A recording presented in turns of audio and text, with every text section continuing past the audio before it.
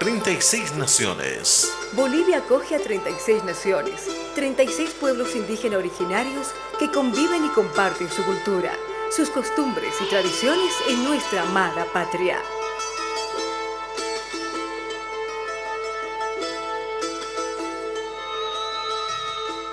Continuamos en Revolución Cultural. Hoy vamos a tocar en este sector algo muy importante. Esos problemas que, se tocan de vez en cuando quizá, pero tienen gran relevancia en el momento de que son pertenencias nuestras, patrimonio de los bolivianos, de nuestro país. El tráfico ilícito de bienes arqueológicos. Hablamos a veces de momias, recuperamos recién, el ministerio recuperó tiempo atrás una momia, digo hermosísima porque desde el punto de vista, ¿no es cierto?, desde la arqueología, obviamente se lo puede ver así, tejidos prehispánicos y tantos otros bienes que el Ministerio de Culturas y Turismo ha estado recuperando, protegiendo y trabajando en eso. Está con nosotros la licenciada Carmen Beatriz Loza, jefa de la Unidad de Patrimonio Inmaterial. Licenciada, bienvenida a Revolución Cultural. Bueno, muchas gracias. Encantada de estar en Revolución Cultural para tratar un tema que es el tráfico ilícito de bienes culturales, que es el cuarto flagelo en cuanto a tráfico. Es tan importante como el tráfico de armas, el tráfico de drogas, el tráfico de seres humanos, porque existe un mercado global interesado en adquirir estos bienes, hacerlos circular a nivel global, a nivel mundial y poder comercializarnos y generar ganancias para estos grupos de gente que roba de diferentes países y que después les quiere dar cierta legalidad metiéndolos a las colecciones. ¿Qué bienes, digamos, pertenecen a todo esto, digamos, algo así, tejidos, pinturas? ¿Nos podría un poquito enumerar qué bienes generalmente son codiciados por los contrabandistas, por los traficantes en este caso, sí, de bienes, por favor? Bueno, el interés por los bienes va variando a lo largo de la historia. En un momento se interesan por piezas arqueológicas que tienen que ver con los alucinógenos. En los años 60, 70, mucha gente experimenta LSD, etcétera, y buscan uso de alucinógenos en tiempos prehispánicos y se interesan por las tabletas de rapé, por saquear tumbas en las que supuestamente habría esas hierbas, esas plantas que eran alucinógenas como la vilca.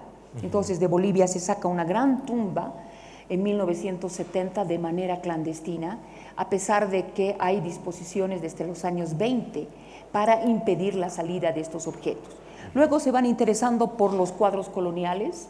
En los años 80, 90 hay una gran cantidad de robos, porque también son bienes histórico-artísticos que les interesa. Se cansan de los cuadros coloniales y atacan a la platería. Ya no es un cuadro, sino son fragmentos de plata muy grandes que están en los altares de las iglesias bolivianas.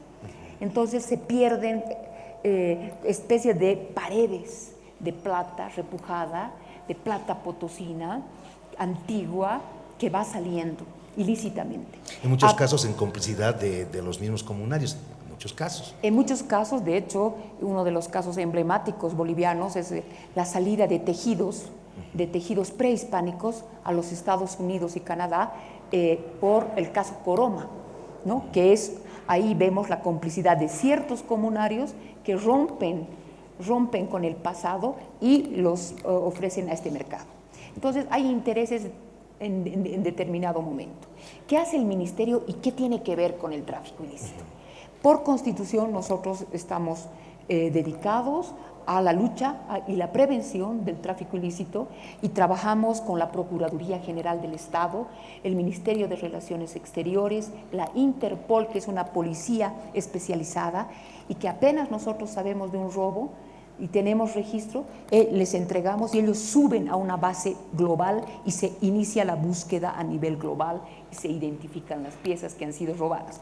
Entonces puede pasar 8 años y de pronto aparece en una colección o en una exposición y en ese momento… O una subasta. O una subasta, las famosas subastas inglesas. Entonces ahí la Interpol actúa nuestros consulados y embajadas en esos países inmediatamente intervienen y recuperamos.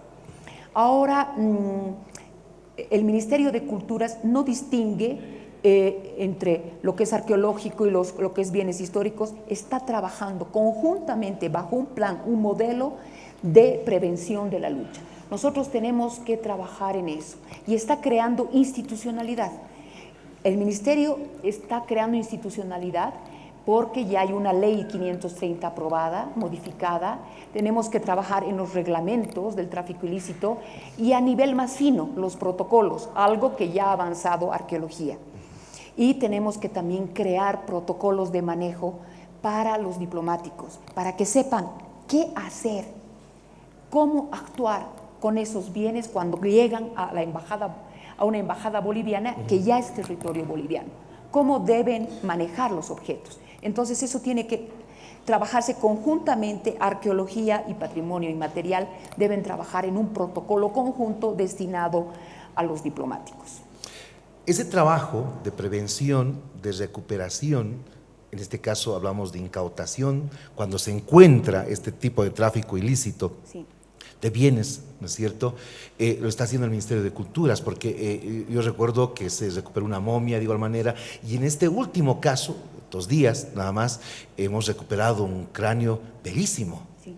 Bueno, yo creo que del cráneo tiene que hablar el licenciado Luis Castedo, que es un antropólogo dedicado a lo físico y que está siguiendo estos procesos de manera más detallada, ¿no? A mí lo que me interesa y el ámbito de trabajo que yo tengo más particular es en generar la institucionalidad en el ministerio, en este ámbito, y trabajar para que tengamos instrumentos que podamos mostrar en determinado momento para la recuperación de las piezas. Vamos a dar la bienvenida al licenciado Castedo. Él es especialista en bienes arqueológicos. En bienes, en material arqueológico, pero particularmente de antropología física. Es antropólogo también. Licenciado, bienvenido. Explícanos un poquito. Estamos viendo ya, tiene usted en pantalla el cráneo, la momia que se recuperó. Bienvenido a Revolución Cultural. Adelante, por favor. Muy buenas tardes, muy agradecido por la invitación. En este caso estamos viendo la recuperación de un cráneo bastante antiguo que ha sido interceptado en el aeropuerto del Alto por efectivos de la FELCN, de la Fuerza de Lucha contra el Narcotráfico, en un contexto, en una caja que estaban tratando de enviar a Estados Unidos, ¿no? Entonces, en el momento en que pasa la caja por el sistema de rayos X, es cuando pueden detectar una anomalía en el contenido. Entonces, una vez ya alertado el Ministerio, nos hemos constituido a la FELCC del Alto para poder constatar la antigüedad y la veracidad de un bien arqueológico y un resto que es un cráneo. Aparentemente, en base a los estudios que ya se van a realizar, porque el día de hoy hemos podido ya recuperar el cráneo con todos los oficios del Ministerio de Culturas y la parte legal, es que podemos ver el cráneo que tiene una característica única de un cabello bastante largo, como ya veíamos en las imágenes, de aproximadamente, tiene dos extensiones de cabello amarradas con un cintillo textil bastante antiguo que miden aproximadamente 1 metro de largo, ¿no? Entonces es un cráneo bastante interesante porque también se puede notar que él tiene parte de piel momificada en la parte del maxilar y el cuero cabelludo es original. Licenciado, parecería una peluca, pero no es parte del cráneo, se ha mantenido tal y cual. Exactamente, sí, es el cabello original del cráneo porque el tejido blando, que es el cuero cabelludo, sigue presente con todo el cabello original. Entonces, lo que han tratado de hacer estos traficantes es envolver todo el cráneo en papel de aluminio, como veíamos en las imágenes, y envolverle una capa de yeso y hacer unas decoraciones con pincel a modo de una obra de arte de cerámica fría, como se dice, ¿no? Que es bastante contemporáneo. Entonces, en el momento de que sea abierto, se ha podido detectar el cráneo, ¿no? ¿Se ha podido definir de dónde lo trajeron, el origen de esta momia? En este momento está en investigación. Todavía. Porque todavía no sabemos la procedencia. Con los análisis ya especializados que vamos a hacer en el Museo Nacional de Arqueología ya vamos a poder determinar una data y datos mucho más concretos acerca del cráneo. Licenciado, ¿cuánto llegará a costar? Imagino que los traficantes saben el origen, saben el valor que tiene. ¿Cuánto llegará a costarnos en el mercado negro este tipo de bienes arqueológicos? Bueno, como se trata de un patrimonio arqueológico, no tiene precio, nosotros no podemos dar un precio determinado, ¿no? Pero es bastante importante y se conoce que en el exterior tiene bastante demanda, ¿no? Claro, porque el traficante tiene que explicar de dónde viene, ¿no es cierto? O quizá lo inventan, sí, pero lo importante es que acá el Ministerio de Cultura y Turismo ha recuperado este bien y luego de ser analizado y una vez que se compruebe su origen y digamos el año o cuántos años tiene, se lo va a exponer, imagino, en algún lugar. Exactamente, en el Museo Nacional de Arqueología. De arqueología. Okay. Vamos a hacer una exposición a futuro cuando ya tengamos toda la investigación realizada del cráneo. Muchas gracias, licenciado. Licenciada Loza, qué importante el trabajo del Ministerio de Culturas y obviamente proteger nuestros bienes. Porque claro, si bien estos traficantes se enriquecen con lo nuestro, ¿no es cierto? Nosotros tenemos que hacer como ministerio un buen trabajo y como que lo estamos haciendo y recuperar lo nuestro y que se quede acá. Y si el turista, el extranjero va a venir a ver algo, quiere enterarse de algo, vendrán a nuestros museos acá a Bolivia. Bueno, una de las cosas que tenemos que señalar es que nosotros, y este es un caso, tenemos aliados, no trabajamos solos. La policía, las oficinas de correo antiguas han sido aliados importantísimos a lo largo de estos años. Ellos detectaban la elaboración de cajas muy bien fabricadas, cajas dobles, donde podían realmente impedir que se vea el contenido de lo que había. Camuflaban las cajas o los cuadros. Los cuadros eran cortados a pedacitos, entonces servían de soporte para cuadros modernos. O sea, que salía un cuadro moderno, se autorizaba, pero el fondo era antiguo. Llegaban varios cuadros modernos y lograban armar el rompecabezas del cuadro colonial, restaurarlo y ponerlo en el mercado.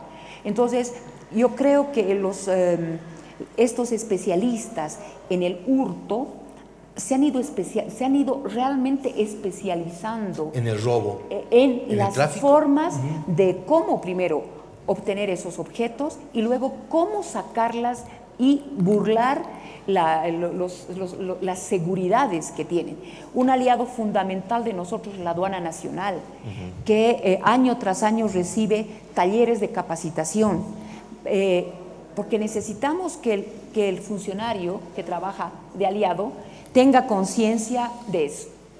Qué importante, y a nuestros hermanos que custodian esas iglesias, podemos decir, antiguas. Yo recuerdo esas de Caquiaviri, que son hermosísimas esos cuadros, y en el altiplano, a veces, bueno, pues uno es tentado por los dólares, ¿no es cierto? Pero estamos haciendo mucho daño cuando uno se adentra en este tipo de ilícitos. Licenciada, qué bueno el trabajo que está haciendo el Ministerio, y hay que seguir trabajando. Muchas gracias por haber estado acá en Revolución Cultural. Gracias por un tanto enseñarnos también a cuidar lo nuestro. Licenciado, muchas gracias. Vamos a estar atentos a los análisis, a los resultados, y cuando ya se lo pueda visitar, obviamente, este hermoso cráneo, esta hermosa momia.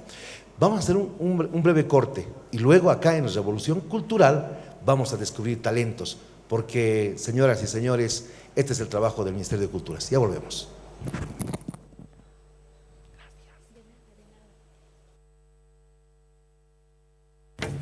Revolución Cultural. Mi identidad.